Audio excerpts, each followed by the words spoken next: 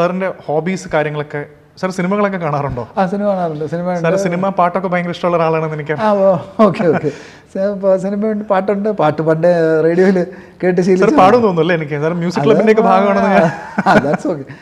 റേഡിയോയിലൊക്കെ പണ്ട് നമ്മൾ പാട്ട്, കാരണം പാട്ടൊരു പ്രധാന ഒരു സംഗതിയാണല്ലോ. സിനിമകളെല്ലാം സാർ പിക്ക് ചെയ്യാറുണ്ടോ? എല്ലാം കാണാറൊക്കെ? സിനിമ കുറേയൊക്കെ കാണും. അങ്ങനെ എല്ലാം കാണില്ല, കുറേയൊക്കെ കാണും. ഇംഗ്ലീഷ് കൂടുതൽ കാണും, മലയാളവും കാണും.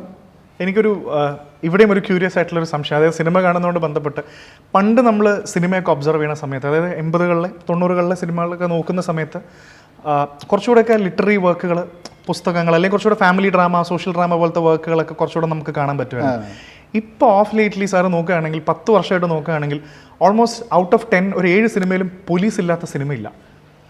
എല്ലാത്തിലും ക്രൈം. ഇപ്പൊ ആൾക്കാർക്കെല്ലാം edge of the seat, sociopath, I mean psychopath സിനിമകളും മർഡർ മിസ്റ്ററീസ് ഒക്കെ ഭയങ്കരമായി ത്രില്ലിംഗ് ആയിട്ട് പോകുന്ന ഒരു യോണറാണ് ഇപ്പൊ എല്ലാവർക്കും ഇഷ്ടമാണ്.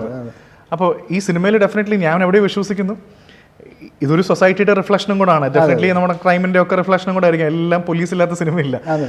അപ്പോൾ ഇങ്ങനത്തെ ഈ കേസസ് ഇതൊക്കെ വരുന്ന സമയത്ത് സാറിന്റെ കരിയറിൽ ഭയങ്കര മറക്കാനാവാത്ത, അല്ലെങ്കിൽ അങ്ങനെ എന്തെങ്കിലും ഉണ്ടെങ്കിൽ ഒരു പെർട്ടിക്കുലർ കേസോ, അല്ലെങ്കിൽ ഭയങ്കരമായി ബുദ്ധിമുട്ടി അങ്ങനെ എന്തെങ്കിലും ഒരു ഇൻസ്റ്റൻസ് ഉണ്ടോ? സംതിങ് വെരി ഒരു ഇൻട്രസ്റ്റിംഗ് കേസോ, അല്ലെങ്കിൽ ഒരു കുറച്ച് ബുദ്ധിമുട്ടിയ ഒരു IPS ഓഫീസർ എന്ന രീതിയിൽ ഇൻവെസ്റ്റിഗേഷനിലൊക്കെ ബുദ്ധിമുട്ടിയ എന്തെങ്കിലും ഒരു ഓർമ്മയും മെമ്മറി ഉണ്ടോ? കേസസ് കുറേ ഉണ്ട്. പിന്നെ ഈ പറഞ്ഞതുപോലെ നമുക്കത് ഒരു അതിൻ്റെ ഒരു കഥയായിട്ട് പറയാൻ പറ്റുന്ന കേസുകളെന്ന് പറഞ്ഞാൽ, ലെറ്റസ് ഇപ്പം ഞാൻ ഇടുക്കിയിൽ SP ആയിരുന്നപ്പോഴത്തേക്കും പെട്ടെന്ന് ഓർമ്മ വരുന്നത് അങ്ങനത്തെ 1-2 കേസുകൾ. ഇടുക്കിയിൽ SP ആയിരുന്നപ്പോഴത്തേക്കും ഒരു കാലഘട്ടം ഐ തിങ്ക് 94-95 ആ സമയത്ത് അവിടുത്തെ ഒരു വീട്ടിൽ ഒരു ഡബിൾ മർഡർ. അതായത് ഒരു ദിവസം രാവിലെ we get the information that തൊടുപുഴയിലുള്ള ഒരു വീട്ടിൽ ഒരു പ്രായമായ ഒരാളും അയാളുടെ വൈഫും കൂടെ താമസിക്കുന്ന വീട്ടിൽ ഒരു ജോലിക്കാരെയും കണ്ട് രാവിലെ ഒന്നും തുറന്നിട്ടില്ല. കയറിയപ്പോഴത്തേക്കും അവരെ മർഡർ ചെയ്തിട്ടുണ്ട്. Very gruesome thing. അതായത് 2 പേരെയും, ഒരാൾ ബെഡിലും ഒരാൾ പിന്നെ ഡൈനിങ് ടേബിളിലും അങ്ങാണ്ട് കിടന്ന് ഒരുപാട് കട്ട്സും blood all over the place. അങ്ങനെ റിയലി ഒരു ഗ്രൂസം സീനാണത്. അപ്പോൾ അവിടെ പോയി അത് പിന്നെ പെട്ടെന്ന് ഭയങ്കര ഇതായി. 2 ഡബിൾ മർഡർ എന്നൊക്കെ പറയുമ്പോഴത്തേക്കും പിന്നെ പ്രഷറൈസ് ഓൺ പോലീസ്.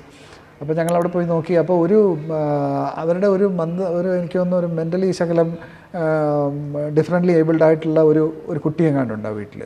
അപ്പോൾ ആ കുട്ടി മാത്രം അവിടെ ഉണ്ട്. അപ്പം പക്ഷേ യു കാണ്ട് കമ്മ്യൂണിക്കേറ്റ്. അങ്ങനെ വന്ന് നോക്കി. അത് ഞാനുണ്ടെന്ന് അവിടുത്തെ DYSP ഉണ്ട്, ഔട്ട്സ്റ്റാൻഡിങ് ഓഫീസർ. അപ്പോൾ ഞങ്ങളവിടെ പോയി ഇങ്ങനെ കുറേ നോക്കിയിട്ട് വലിയ ഇതൊന്നുമില്ല. പിന്നെ കുറേ ഇരുന്നു. അത് കഴിഞ്ഞിട്ട് പിന്നെ വീണ്ടും കയറി. അവസാനം ഇങ്ങനെ നോക്കി വന്നപ്പോഴത്തേക്കും ഇവർ ഈ കണക്കെഴുതി വെച്ചിരിക്കുന്ന ഒരു പുസ്തകം. അപ്പോൾ അതിനകത്ത് കണക്കെഴുതുന്നതിൻ്റെ കൂട്ടത്തിൽ ഈ ചില ആൾക്കാർ വന്നതും പോയതും ഒക്കെ സമയം വെച്ചൊക്കെ എഴുതി വെച്ചിട്ടുണ്ട്. അപ്പോൾ അങ്ങനെ അതിനകത്തൊരു പർട്ടിക്കുലർ എൻട്രി, ഒരു തങ്ക എന്ന് പറഞ്ഞ തങ്ക വന്താൾ എന്ന് പറഞ്ഞിട്ട് ഒരു എൻട്രി കണ്ടു. അപ്പോൾ വിചാരിച്ചു ഇത് തമിഴായിരിക്കും ഈ തങ്ക വന്താൾ എന്ന് എഴുതിയിരിക്കുന്നത്. അതോ തങ്ക ചിലപ്പോൾ ഇനി വന്നാൽ എന്തെങ്കിലും പൈസ കൊടുക്കണമെന്നോ, കാരണം ബേസിക്കലി അതൊരു പൈസ കൊടുക്കുന്ന കണക്ക് ബുക്കായിരുന്നു. വന്നാൽ ഇത്ര കൊടുക്കണമെന്നോ അങ്ങനെ എന്തോ.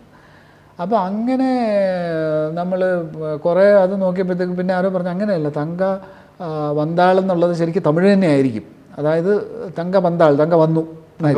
അപ്പോൾ പിന്നെ ഈ തങ്ക ആരാണെന്ന് അന്വേഷിച്ചു തുടങ്ങിയപ്പോൾ അവിടെയൊക്കെ വർക്ക് ചെയ്യുന്ന ഒരു മെയ്ഡ്, ഒക്കേഷണലി വരുന്ന ഒരു മെയ്ഡുണ്ട്. ആ മെയ്ഡിൻ്റെ പേരാണ് തങ്ക. പക്ഷെ അവരന്ന് വന്ന് കണ്ടതാരുമില്ല. അപ്പോൾ പിന്നെ അവർ ട്രേസ് ചെയ്തപ്പോൾ അവർ ഇടുക്കിയുടെ തന്നെ ഡിസ്ട്രിക്റ്റിൻ്റെ വേറൊരു റിമോട്ട് ഏരിയയിലാണ്. അപ്പോൾ അവരുടെ ഹസ്ബൻഡ് അന്ന് അവിടെ എവിടെയൊക്കെ വന്നിട്ടുണ്ട്. അപ്പോൾ ദേ ആർ ജസ്റ്റ് ലേബറേഴ്സ്. അപ്പോൾ അവരുടെ ഹസ്ബൻഡ് അവിടെ എവിടെയൊക്കെ വന്നിട്ടുണ്ട്. അയാളെ ആരോ കണ്ടത്.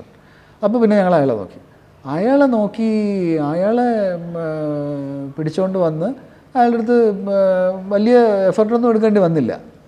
എന്നപ്പോഴത്തേക്കും അവരാണ് ചെയ്തത്. ഈ സ്ത്രീയും ഇയാളും കൂടെയാണ് ചെയ്തത്. അതിലിപ്പം ഞാൻ പറയുന്നത് ഞങ്ങളുടെ സക്സസ് എന്ന് പറഞ്ഞാൽ ഒരു ദിവസം ഉച്ചയ്ക്ക് ഒരു 11 മണിക്കൊക്കെയാണ് നമ്മളിവിടെ എത്തുന്നത്. രാവിലെ റിപ്പോർട്ട് ചെയ്ത് 7-8 മണിക്ക് റിപ്പോർട്ട് ചെയ്ത് 11 മണി.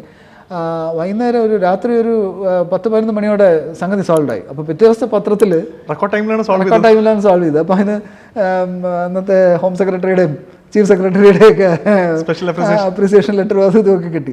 So it was imperative that you solve it fast. ഇപ്പോൾ ഈ സിനിമയുടെ കാര്യം പറഞ്ഞുകൊണ്ട് ഇപ്പോൾ പല സിനിമകളിലും you can feel the time pressure.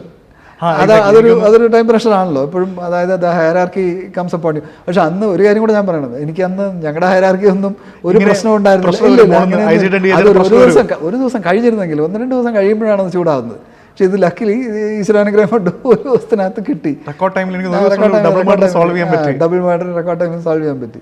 It's a fulfilling experience even though the incident as such is pretty gory.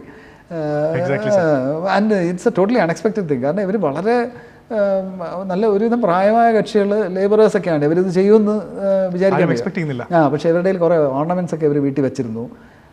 അവരെ ഫുള്ളായിട്ട് ട്രസ്റ്റ് ചെയ്തിരുന്നു. അപ്പം ഒരു കാശിന് വേണ്ടിയിട്ട് ആളുകൾ എന്തൊക്കെ ചെയ്യുമെന്നുള്ളതിൻ്റെ വേറൊരു ഇതും കൂടിയാണ്. പിന്നെ ഈ സിനിമ പറഞ്ഞതിലുണ്ട്, പണ്ടത്തെ സിനിമ കണ്ടിട്ടുണ്ട്, 50s 60s സിനിമയിലും പോലീസുണ്ട്.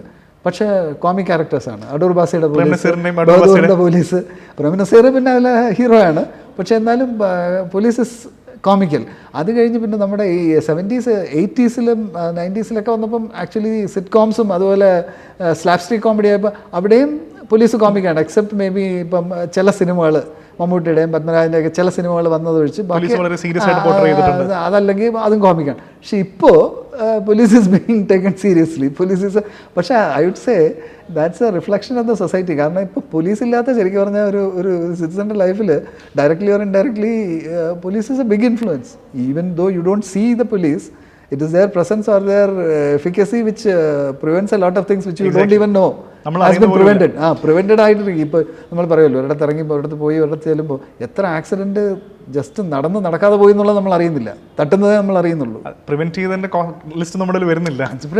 അതിപ്പോൾ ഒരു പോലീസിനെ കുറിച്ച് അങ്ങനെ പൊക്കി പറയല്ല, ഇറ്റ്സ് എ ഫാക്ട്. അതൊരു സോഷ്യൽ സിസ്റ്റമാണ്. സാർ അത്തരം സിനിമകളൊക്കെ കാണുമ്പോൾ, ഇതിൻ്റെ കേസും കാര്യങ്ങളൊക്കെ കാണുമ്പോൾ, do you really enjoy it? അതോ ഐ റിയലി എൻജോയ് ഇറ്റ്. കാരണം ഇപ്പോഴത്തെ സ്റ്റോറീസൊക്കെ വളരെ നല്ല ക്രിയേറ്റീവായിട്ട് നല്ലവണ്ണം എടുക്കുന്നുണ്ട്. പിന്നെ റിയാലിറ്റിയിൽ നിന്ന് കുറച്ച് വ്യത്യാസങ്ങളുണ്ട്. കാരണം ഫാക്ട് ഫിക്ഷൻ തമ്മിൽ വ്യത്യാസമുണ്ട്. Even about the working of the police department for instance. പക്ഷേ അതിൽ ഒരു കാര്യം ഞാൻ പറഞ്ഞുതരാം. മറ്റേ നമ്മുടെ നിവിൻ പോളി അഭിനയിച്ച ഒരു എസ്ഐയുടെ സിനിമ ആക്ഷൻ ഹീറോ ബിജു. ആക്ച്വലി അവർ വളരെ കാര്യമായിട്ട് പോലീസ് ഞങ്ങളുമായിട്ട് വന്ന് ഏകദേശം ആ സ്ട്രെസ് ലെവൽ. ഈവൻ ദെൻ നമ്മൾ മനസ്സിലാക്കേണ്ടത് ഫിലിം ഷൂട്ടിംഗ് ആയതുകൊണ്ട് അയാളുടെ ഓഫീസൊക്കെ still very good compared to a normal police station. അപ്പോൾ ആ സ്ട്രെസ് ലെവൽ അതിനകത്ത് വളരെ കറക്റ്റായിട്ട് റിഫ്ലക്ട് ചെയ്തിട്ടുണ്ട്. That is what a policeman's life is.